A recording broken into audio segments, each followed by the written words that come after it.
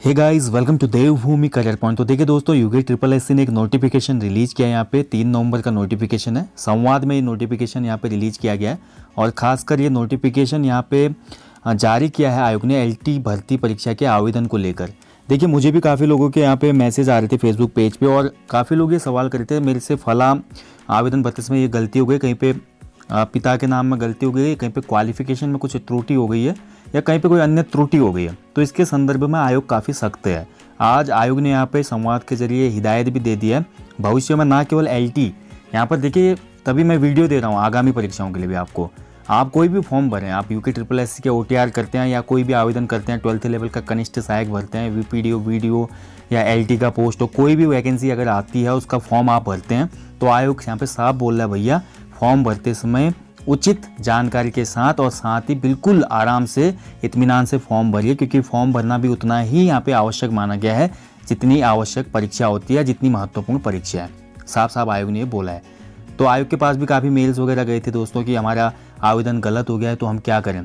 तो इसमें बस एक ही ऑप्शन है, किसी का भी अगर एलटी का आवेदन गलत हुआ है अभी तक तो उसको क्या करना है, अपना आवेदन निरस्त करना है, कैंसिल करना है ओटीआर में जाके, और उसके बाद नए सिरे से उसने आवेदन करना है। यानी आपका अगर किसी पुराना जो आपने अभी तक आवेदन कर लिया था एलटी का हो या कोई भी, अभी तो अन्य वैकेंसी आई नहीं है, अगर भविष्य में कभी ऐसा होगा तो आपने क्या करना है, अगर आपका आवेदन गलत है तो आपने आवेदन को निरस्त कर देना है। उसके बाद नए सिरे से फिर से ओटीआर बना के आवेदन को भरना है। फिर से एक बार आपने 300 रुपये फ़ी पे करनी होगी, यानी कि आपका जो पहले का 300 रुपये फ़ी थी वो गई, बस इतना नुकसान होगा। लेकिन अगर आपने त्रुटिपूर्ण आवेदन भर दिया और सोचते हैं कि बाद में मैं इसको सही करवा लूँगा या कुछ आयोग इसमें स्टेप लेगा, तो आप बिल्कुल गलत हैं। आयोग का कहना है कि गोपनीयता की वजह से और बहुत से ऐसे रीजंस हैं जिसकी वजह से हमारी एप्लीकेशन में संशोधन नहीं हो सकता भैया। ठीक है, एक हिसाब से प्राइवेसी का भी तो मैटर है ना यहाँ पे। अगर आयोग को ये एक्सेस मिल जाता है फॉर्म सबमिट करने के बाद कि वो हमारे फॉर्म्स को मॉडिफाई कर सकता है, तो इसमें तो हो सकता है वो किसी के फॉर्म को ज़बरदस्ती ख़राब भी कर ले। मतलब एक मे बी कनेक्शन के हिसाब से बोला मैं, आप समझ रहे होंगे मैं क्या बोलना चाह रहा हूँ। तो आयोग के पास ये कंट्रोल नहीं होता, ये यहाँ पे बोला गया है संवाद में, तो आपने भी समझना है इसको। तो आयोग के हमारे बडोनी जी की तरफ से ये हमारा कार्यालय पत्र आया दोस्तों। इसमें ये बोला गया दोस्तों कि आयोग सभी अभ्यर्थियों को ये निवेदन करता है कि आवेदन पत्र भरना भी परीक्षा देने जितना महत्वपूर्ण कार्य है।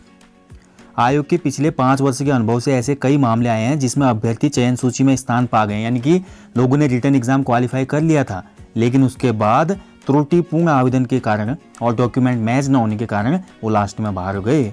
तो यानी कि आवेदन करना भी एक महत्वपूर्ण प्रोसेस है दोस्तों, फॉर्म भरना। ठीक है, तो आपने बिल्कुल इसको हल्के में नहीं लेना है। बहुत से लोग हल्के में ले लेते हैं और यहाँ पे सिंपली ये बोला गया था कि आयोग के द्वारा कि एक भ्रांति ये भी हो सकती है कि आयोग के पास आवेदन पत्र है और अभ्यर्थियों के अनुरोध पर उनकी गलतियों को आयोग ठीक कर सकता है, लेकिन ऐसा नहीं होता। जैसा कि मैं आपको बता चुका हूँ, आयोग बोल रहा है कि इसमें कोई भी संशोधन संभव नहीं है आयोग के द्वारा, और ये विधिक दृष्टि से एवं परीक्षा की शुचिता की दृष्टि से भी उचित नहीं है। अगर आयोग को ऐसा एक्सेस मिल गया तो आयोग भी समझ पा रहे हैं कि आपके मतलब बाद में बहुत ज़्यादा इसमें क्या हो सकता है, कॉन्ट्रोवर्सीज भी हो सकती हैं। ठीक है, तो अगर ऐसा कुछ हो गया दोस्तों आपके पास आवेदन पत्र में, देखिए जो भी आप भरते हैं ना उसी के आधार पर प्रवेश पत्र जारी होता है, परिणाम तैयार करने में भी वही डेटा आता है। सभी बातें यहाँ पे आयोग के द्वारा बताई गई हैं। और आयोग ये भी बोल रहा है दोस्तों, जैसे आप फीस सबमिट करते हैं आवेदन एप्लीकेशन फॉर्म भरने के बाद, तो फी सबमिट करने के बाद आपका डेटा फ्रीज हो जाता है, आवेदन पत्र उसका डेटा फ्रीज हो जाता है, यानी कि उसमें मॉडिफाई नहीं कर सकता आयोग भी, उनके पास भी एक्सेस नहीं है ऐसा कि वो उसको मॉडिफाई कर सके। ठीक है, तो ये चीज़ें यहाँ पे आयोग के द्वारा बोली गई हैं। तो अब यहाँ पे एलटी में जिनका गलत हो गया ध्यान से सुने, बहुत से मैसेज फेसबुक पेज में मुझे भी आए थे, उन लोगों के लिए खासकर ये वीडियो है। और नए अभ्यर्थी जो आगामी फॉर्म्स को भरेंगे उनके लिए भी एक हिदायत वाला, या बोल सकते हैं कि यहाँ पे आपके अवेयरनेस के लिए वीडियो है। तो एलटी में जिन लोगों का भी आवेदन पत्र शुल्क सहित सबमिट हो गया है, अब वो इसको संशोधन करना चाहते हैं, संशोधित करना चाहते हैं, तो उनके पास एक ही विकल्प है, अपना पूर्व में भरा आवेदन पत्र पहले वो निरस्त कर दें, उसके बाद नए सिरे से आवेदन करें दोस्तों। और इसके लिए आपका क्या होगा, फिर से आपको परीक्षा शुल्क देना होगा। ठीक है, ध्यान रखेंगे। और यह विकल्प भी केवल आवेदन पत्र भरने की अंतिम तिथि तक ही उपलब्ध रहेगा। ध्यान रखिए क्या बोल रहा है आयोग, अगर किसी का फॉर्म अभी गलत हो गया एलटी वाले का, तो उसको कैंसिल करके वो दोबारा तो भर सकता है, लेकिन कब तक, जब तक एलटी की लास्ट डेट है, उसके बाद वो लिंक भी हट जाएगा, पुनः फॉर्म भरने वाला जो लिंक क्रिएट किया अभी आयोग ने वो भी खत्म कर देंगे वो, ठीक है। तो समय से इस विकल्प का उपयोग कर लें और भविष्य में सभी कैंडिडेट्स के लिए, ना केवल LT वाले, यहाँ पर मैं चैनल के माध्यम से भी बोलना चाहता हूँ, आप उत्तराखंड लोक सेवा आयोग का फॉर्म भरें या उत्तराखंड अधीनस्थ सेवा चयन आयोग का फॉर्म भरें दोस्तों, तो आवेदन पत्र भरते समय अत्यंत सावधानी करें। कभी भी पेमेंट करने से पहले, जो पेमेंट का लास्ट ऑप्शन आता है उससे पहले एक बार फॉर्म को रीचेक जरूर कर लें, क्योंकि पेमेंट से पहले फॉर्म एडिट हो जाता है, कहीं पे गलती भी होगी तो एडिट हो जाएगा, लेकिन जैसे पेमेंट हो जाए तो डाटा फ्रीज हो जाता है, यहाँ पे आयोग के द्वारा भी बोला गया है, ठीक है। तो बाकी आप सभी लोग अपना अच्छे से मॉडिफाई यहाँ पे कर नहीं पाएंगे, तो अच्छे से क्या करना, नए सिरे से फॉर्म भर लें LT वाले जिनका भी गलत हुआ है, और बाकी लोग इसका ध्यान रखें दोस्तों आगे से, ओके। तो ये एक सूचना थी और एक महत्वपूर्ण सूचना थी, हल्के में ना लें, बहुत महत्वपूर्ण सूचना है, आपके करियर का सवाल है। बाई चांस आपने त्रुटिपूर्ण आवेदन कर दिया, आप मज़े में हैं, भूल गए, उसके बाद आपने मेहनत की 4-5 महीने 6 महीने, वैसे भी UP SSC के एग्ज़ाम 1 साल में होते हैं, साल भर आपने पढ़ाई की, उसके बाद आपने रिजल्ट निकाला और फाइनली डॉक्यूमेंट वेरिफिकेशन में आप बाहर हो गए, तो ये अच्छी बात तो नहीं है ना दोस्तों। तो इससे अच्छा है कि आप फॉर्म भरते समय अत्यंत सावधानी बरतें, ओके।